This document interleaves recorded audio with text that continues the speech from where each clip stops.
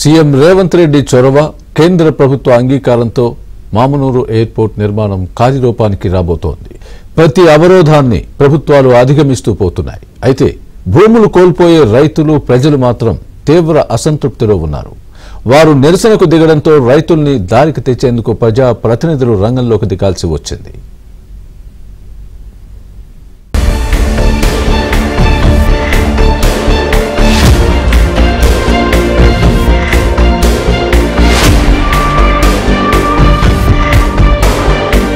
తెలంగాణలో కాంగ్రెస్ ప్రభుత్వం అధికారంలోకి వచ్చాక మామునూరు ఎయిర్పోర్ట్ పై దృష్టి సారించింది.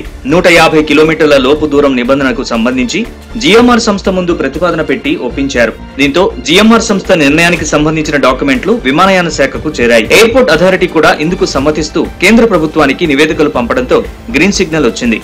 అయితే కేంద్ర ప్రభుత్వం తాజాగా తీసుకున్న నిర్ణయంతో మామునూరు ఎయిర్పోర్ట్ కు మోక్షం కలిగినప్పటికీ భూసేకరణ అంశమే సవాలుగా మారనుంది. ఉమ్మడి ఆంధ్రప్రదేశ్ లో అప్పటి పాలకులు దీన్ని పట్టించుకోకపోవడంతో మామునూరు ఎయిర్పోర్ట్ మరుగున పడింది. 1875 ఎకరాల భూమి కాస్త పలు ప్రభుత్వ సంస్థలకు ఇతర అవసరాలకు కేటాయించగా ప్రస్తుతం 694 ఎకరాలే మిగిలి ఉంది. తెలంగాణ రాష్ట్రం ఆవిర్భవించాక మామునూరు ఎయిర్పోర్ట్ అంశం తెరపైకొచ్చింది. 694 ఎకరాల విస్తీర్ణంలో ఉన్న ఈ ఎయిర్పోర్ట్ ను అభివృద్ధి చేయాలంటే మరో 253 ఎకరాల భూమి అవసరం ఉందని అధికారులు గుర్తించారు. ఇక్కడున్న రన్వేలు 1800 మీటర్ల పొడవు మాత్రమే ఉండగా వాటిని 2800 మీటర్ల వరకు విస్తరించాల్సిన ఆవశ్యకత ఉందని కేంద్ర ప్రభుత్వం భావించింది. మామునూరు ఎయిర్పోర్ట్ కు తొలుత 1200 ఎకరాల స్థలం ఉండేది.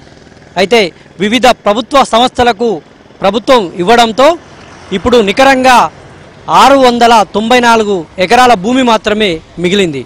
అయితే మరో 253 ఎకరాలు సేకరించేందుకు ప్రభుత్వం సన్నాహాలు చేస్తుంది. అయితే ఇక్కడి రైతులు మాత్రము తమకు న్యాయం చేసిన తర్వాతే భూ సేకరణ చేయాలని సర్వేను అడ్డుకుంటున్నారు.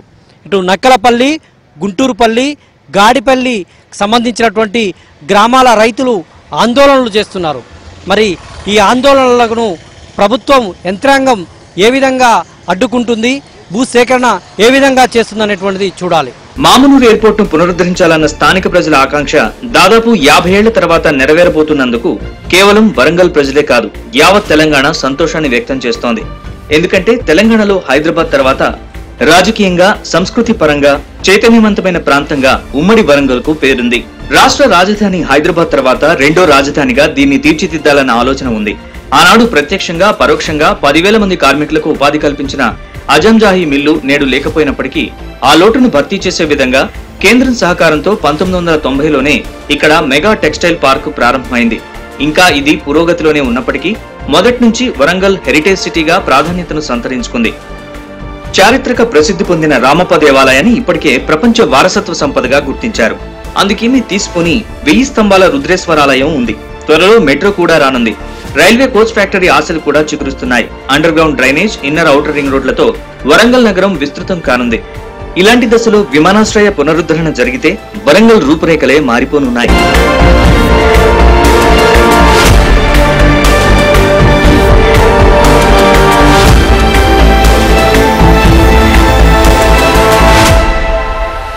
హైదరాబాద్ తర్వాత ఐటీ కంపెనీలు ఒక్కొక్కటి ఇప్పుడిప్పుడే వరంగల్ వైపు చూస్తున్నాయి. తెలంగాణ ఏర్పడిన తర్వాత రాష్ట్ర ప్రభుత్వం కూడా వరంగల్లో ఐటీ కంపెనీలకు తగిన ప్రోత్సాహాన్ని అందించే ప్రణాళికల్ని సిద్ధం చేసింది.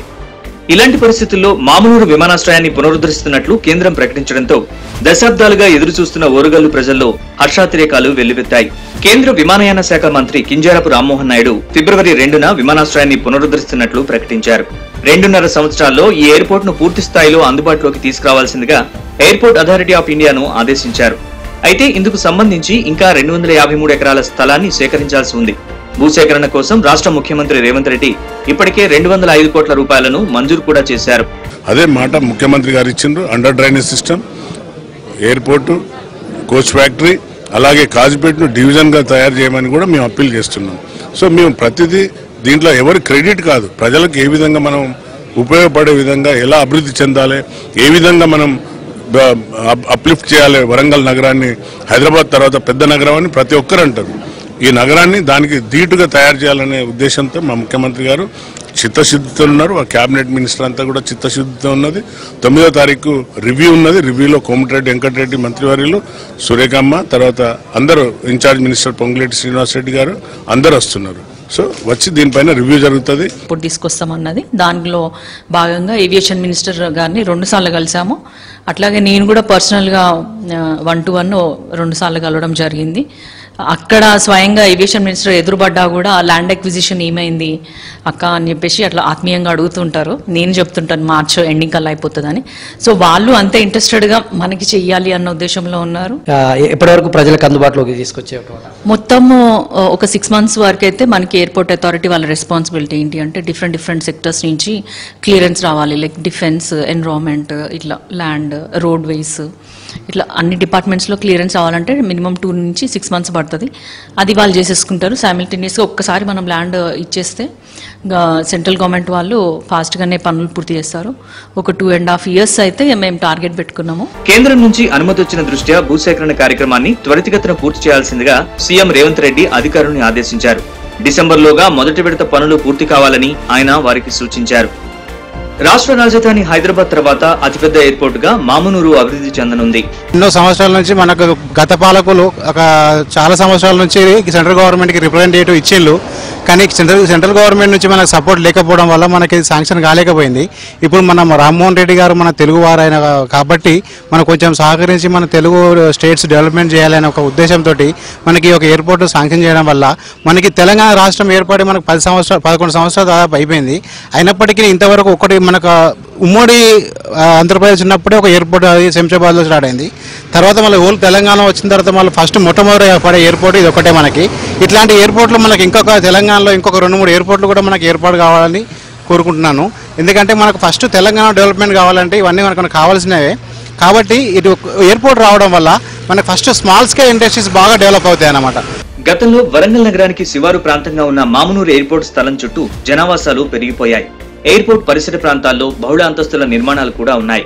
ఎయిర్పోర్ట్ రన్వేకు కొద్ది దూరంలోనే లేఅవుట్ చేసి విక్రయించిన వెంచర్లతో పాటు గాడిపల్లి, నక్కపల్లి, గుంటూరుపల్లికి చెందిన భూముల్ని సేకరించాల్సి ఉంది. ఇటీవల అధికారులు గాడిపల్లి, నక్కపల్లి, గుంటూరుపల్లికి చెందిన 233 మంది భూములు ఉన్నాయని, వారికి పునరావాసం కల్పించాల్సి ఉందని నిర్ధారించారు. ఈ సందర్భంగా భూమికి భూమి ప్రత్యామ్నాయంగా ఇస్తామని చెప్పడంతో నిరాశ్రయులు సమ్మతించినప్పటికీ కొత్తగా గ్రీన్ఫీల్డ్ హైవే నిర్మించాలన్న డిమాండ్ తెరపైకి రావడంతో అధికారులు ఆలోచనలో పడ్డారు. మామునూరు ఎయిర్పోర్ట్ పైన క్రెడిట్ వార్ కొనసాగుతుంది. బీజేపీ, బీఆర్ఎస్, కాంగ్రెస్ పార్టీలు తమ చొరవ వల్లే ఎయిర్పోర్టుకు మార్గం సుగమమైందని చెప్పుకుంటున్నారు. ఎవరికి వారే తమకు తాముగా చెప్పుకుంటున్నటువంటి మామునూరు ఎయిర్పోర్ట్ పైన అసలు చిత్తశుద్ధితో పనిచేసిందెవరు? ఎయిర్పోర్ట్ రావడం వల్ల లాభంతో పాటు నష్టం కూడా ఉంటుందని ప్రభుత్వం గుర్తించాలన్నది రైతులు, స్థానికుల ఆవేదన. తమ భవిష్యత్తును దృష్టిలో ఉంచుకుని సరైన ప్రత్యామ్నాయంతో పాటు పరిహారం కల్పించాలని వాళ్ళు కోరుతున్నారు. ఆ రోజు మంత్రి సురేఖ గారు, మేడం గారు మాకు చెప్పింది ఏంటి అంటే ఇక్కడ ఉన్నటువంటి మీకు మార్కెట్ వాల్యూ ఏదైతే ఉందో ఖచ్చితంగా మీకు మార్కెట్ వాల్యూ ప్రకారం భూములు ఇస్తాము, రేట్ ఇస్తాము. లేదు అంటే మీరు కోరుకున్న చోట వ్యవసాయ ఆమోదయోగ్యమైనటువంటి భూములు, ఎందుకంటే రైతుకు డబ్బులు ఇస్తే కొద్దిమంది ఏం చేసుకోవాలో తెలియదు కాబట్టి సో ఖచ్చితంగా మీకు ఏంటంటే మీకు ఆ భూములు ఆ ల్యాండ్స్ ఇస్తాము అని చెప్పడం కూడా జరిగింది. దానిలో కూడా మీకు నీటి వసతి మరియు విద్యుత్ సౌకర్యం కూడా కల్పించడం జరుగుతూ ఉంది అని చెప్పి మాట్లాడడం జరిగింది. కానీ ఈ రోజు వచ్చేసరికి ల్యాండ్ అనేది లేదు. దాంతో పాటుగానే ఇక్కడ మా గ్రామానికి ముఖ్యమైనటువంటి రోడ్డు మార్గం ఎందుకంటే ఈ రోజుల్లో అండి రోడ్డు లేకపోతే ఎక్కడ కూడా డెవలప్మెంట్ జరిగేటువంటి పరిస్థితి లేదు. సో మాకు ఇప్పుడు ఉన్నటువంటి ఈ యొక్క హైవే రోడ్ ఏదైతే ఉందో దీన్ని కోల్పోవడం జరుగుతోంది. మళ్ళీ కొత్తగా మాకు ఎటువంటి రోడ్డు మార్గాన్ని కూడా ఇచ్చేటువంటి కూడా గవర్నమెంట్ వాళ్ళు ఎటువంటి ఆసక్తి చూపడం లేదు. ఒక 15 సంవత్సరాల క్రితము మేము కాలువలు ఇచ్చినాం, అక్కడ వచ్చిన వాటర్ లేదు. అదే 30,000 లక్ష రూపాయల భూములు ఇచ్చిండ్రు. ఆ రోజు మేము వ్యతిరేకించిన మా భూములు ఇయ్యము అన్నా కానీ మేము ఆపేది లేదు. మీకు నీళ్లు వస్తాయి, భూములు వండుతాయి అని చెప్పాలి. ఇంతవరకు కాలువలో చుక్క నీళ్ళు వచ్చింది లేదు, భూములు వండింది లేదు. మేము 1,00,000 రూపాయలకి ఎకరం భూమి ఆ రోజు పోగొట్టుకున్నాం. ఎక్కడో కాలువలు వస్తున్నాయి దూరాన, కానీ మాకు రాలేదు. ఈ రోజు కూడా మాకు న్యాయం జరగాలి. ఫస్ట్ మా గ్రామంలో ఉన్న రైతులందరికీ న్యాయం చేసి మాకందరికి రోడ్డు ఇచ్చిన తర్వాతనే మీరు ఎయిర్పోర్ట్ స్టార్ట్ చేయాలి. అక్కడ సర్వే కానీ ఏదైనా మేము కోరుకునేంత డిమాండ్ లేవు కదా. ఇప్పుడు మమ్మల్ని బలి చేసి చుట్టుపక్కల డెవలప్ వచ్చినప్పుడు మీతో మాట్లాడారు, మరి మీరు ఆ రోజు మేము అడిగితే మాకు ఇక్కడ పొంతి దగ్గర భూమి కింద భూమి ఇస్తామన్నారు. భూమి కింద భూమి ఇస్తాం, మీకు అందరికి న్యాయం చేస్తాం, న్యాయం చేసిన తర్వాతనే మేము ముందుకెళ్తామన్నారు. ఇప్పటి వరకు మాకు ఎలాంటి న్యాయం జరగకుండా పైనుంచి జీవో వచ్చింది. అన్నారు. ఇదేంటి సార్ ఇట్లా చేశారంటే, అంతేనండి మేము డబ్బులే ఇస్తాం కానీ అంటే, డబ్బులే ఎంత ఇస్తారు అంటే, మేము ఇప్పుడు చెప్పము, మొత్తం సర్వే అయినాక చెప్తాము అన్నారు. అన్న తర్వాత మేమేమన్నామంటే, ఇప్పుడు ఈ ఎయిర్పోర్ట్ వస్తే ఈ మహబాద్ నెక్కొండ వరంగల్ రూట్ కట్ అయిపోతుంది, 1 కిలోమీటర్ పోతుంది. కట్ అయిపోతే మేమన్నాము కదా, మాకు 253 ఎకరాలు పోతుంది, మా గ్రామాన్ని 125 ఎకరాలు పోతుంది, కాబట్టి మాకు వరంగల్ పోతానికి ప్రత్యామ్నాయంగా మా గ్రామం వెనక నుంచి మామ్నూర్కి పోతానికి 4 కిలోమీటర్లు ఉందండి, దాన్ని మాకు రూట్ తీయండి అని మేము అడిగాము. అడిగితే కలెక్టర్ గారు కాన్ఫరెన్స్ పెట్టి ఏమన్నారంటే, మాకు ముఖ్యమంత్రి గారు ఒకటే చెప్పారండి, వాళ్ళు భూములు కోల్పోతున్నారు, వాళ్ళ తల్లి లాంటి భూములు కోల్పోతున్నారు, కాబట్టి వాళ్ళు ఏ రోడ్డు అడిగితే ఆ రోడ్డు ఇవ్వండి అని చెప్పాడు నాకు ముఖ్యమంత్రి గారు అని కలెక్టర్ గారు మాతోని కాన్ఫరెన్స్ హాల్లో చెప్పింది. ఇదిలా ఉంటే మామునూరు ఎయిర్పోర్ట్ పై రాజకీయ రగడ కొనసాగుతోంది. తామంటే తామే మామునూరు ఎయిర్పోర్ట్ తీసుకొచ్చామని బీజేపీ, బీఆర్ఎస్, కాంగ్రెస్ నేతలు చెబుతున్నారు. ఎన్నికల కోడ్ అమల్లో ఉండగానే బీజేపీ నేతలు ఏకంగా మామునూరు ఎయిర్పోర్ట్ దగ్గర ప్రధాని మోదీ చిత్రపటానికి పాలాభిషేకం, పూలాభిషేకం చేసేందుకు వచ్చారు. అది తెలుసుకుని కాంగ్రెస్ నేతలు అక్కడికి రావడంతో ఘర్షణ, తోపులాట జరిగాయి. బీఆర్ఎస్ నేతలు తమ ప్రయత్నం వల్లే మామునూరు ఎయిర్పోర్ట్ వచ్చిందని చెప్పుకుంటే దానికి కాంగ్రెస్ ఎంపీ, ఎమ్మెల్యేలు కౌంటర్ ఇచ్చారు. 87 ఎకరాలు ఇవాళ కూడా క్లియర్ చేసినాం, రేపటి నుండి అది కూడా సర్వే అవుతున్నది. ఈ శనివారం వరకు సర్వే పూర్తి చేయాలి, ఏప్రిల్ ఎండింగ్ వరకు వాళ్ళ డబ్బులు వాళ్ళకి వేయాలి, భూమి ఎయిర్ అథారిటీస్కు హ్యాండ్ ఓవర్ చేయాలి. ఎలాంటి అడ్డంకులు లేవంటారు దీనికి? సార్, పని చేసేవాడికి అడ్డంకులు వస్తూనే ఉంటాయండి. అడ్డంకులను అధిగమించిపోవడమే ముఖ్యం. ఇవి కూడా అడ్డంకులే ఉండే, జిఎంఆర్ది అడ్డంకే ఉండే, ల్యాండ్ ఎక్వేషన్ అడ్డంకులే ఉండాలి, నెరవేర్చినాం. అడ్డంకులు రావని ఎందుకంటే బీఆర్ఎస్ ప్రభుత్వం బీఆర్ఎస్ నాయకులు ఏం చెప్తున్నారంటే, ఎకరాకు 4 నుంచి 5 కోట్లు ఇవ్వాలి నష్టపరిహారం అని మీ ప్రత్యర్థి పరకాల మాజీ ఎమ్మెల్యే చల్లధర్మారెడ్డి కోరుతున్నారు. ఏమండి, ఇంతకుముందు టెక్స్టైల్ పార్క్ చేసినావు, ఏమన్నావు, మేము చేసినావు 9 లక్షల రూపాయలు ఇచ్చావు నువ్వు. ఏమండి, అదేవిధంగా ఇన్నర్ రింగ్ రోడ్డు జరిగింది, అది ఉన్నది. ప్రాక్టికల్గా ఉండాలి. ప్రతిపక్ష నాయకులు ఏంది అని అంటే, ఎట్లా అడ్డుకోవాలనేది తెల్లారులైతే నిద్రపోయిన వాళ్ళకి అదే ఆలోచన. రైతులను ఎట్లా రెచ్చగొట్టాలి, విద్యార్థులను ఎట్లా రెచ్చగొట్టాలి, మహిళలను ఎద్దరు రెచ్చగొట్టాలి అనే ఒక దృక్పథం, దుర్దేశపూరితమైన ఆలోచనతో ఉన్నారు. ఆ విషయాలు మేము పట్టించుకోము, ఫార్మర్స్ కూడా పట్టించుకోరు. పార్టీలకు అతీతంగా కూడా వరంగల్కి ఎయిర్పోర్ట్ వచ్చింది, దాదాపు 20 నుంచి 25 ఏళ్ళ కళ నెరవేరబోతుంది అంటే అందరూ సంతోషపడాల్సిన విషయం. ఏదైనా అడ్డంకులున్నా కూడా వాళ్ళు ముందు వరుసలో ఉండి అయినా సరే రైతులను ఒప్పించి మరీ చేయాల్సిన పనిని అడ్డుకుంటున్నారు. నిన్నటి వరకు మేము తీసుకొచ్చినామన్నారు, కానీ ఒక చిన్న ఎన్ఓసి కూడా వాళ్ళు తీసుకురాలేకపోయినారు. 10 ఏళ్ళ నుంచి అటు బీఆర్ఎస్ ఇక్కడ స్టేట్ గవర్నమెంట్లో, అక్కడ బీజేపీ సెంట్రల్ గవర్నమెంట్లో ఉన్నా కూడా అవ్వలేదు. అది ఒక్కసారి ఆ ఒక్క హర్డిల్ దాటేసినాకనే మనకి కేంద్రం నుంచి గ్రీన్ సిగ్నల్ వచ్చింది. ఇదిలా ఉంటే తాజాగా భూసేకరణ సర్వేకు వెళ్లిన అధికారుల్ని గుంటూరుపల్లి, నక్కలపల్లి దగ్గర రైతులు అడ్డుకున్నారు.